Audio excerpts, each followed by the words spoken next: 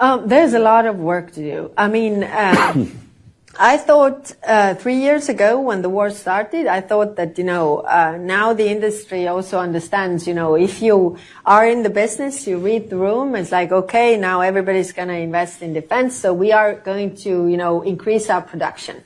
But I was meeting also with some of the defense industry representatives. So they were like, show me the money, I will produce you the tanks. So I'm ordering, 100 tanks. I'm producing 100 tanks and not one more. So next one comes so the procurement times are very, very long. And they're not taking 1% risk. Because they have always operated so that your only customer is the government. So government comes with the money, they have the agreement, and fine. But I think there's a lot to learn from the Ukrainian defense industry, and we have now taken, the initiative also to invest in Ukrainian defense industry. And why? Because they are testing all these things on the battlefield, like real time.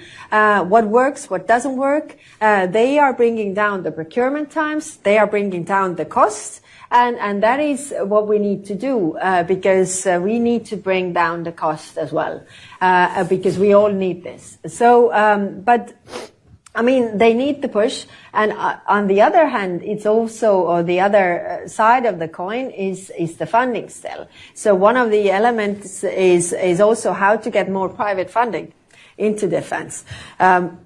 We have the European Investment Bank, and so far investing in defense is the same box like investing in gambling, for example. So it's not recommended or not allowed. But if they have these rules that it's in the same box, like gambling and other things like this, then also the private funds get this is the taxonomy, so to say. So they don't also invest in defense. If it is so, then the banks don't open bank accounts for the startups because they are in the defense sector, and that is the forbidden sector. So we are really pushing hard the European Investment Bank to change this. There is like a letter of over 20, I think it was 24 member states that really push. And there are different layers where to get the funding as well. Not only the public money, but also bring the private money on board.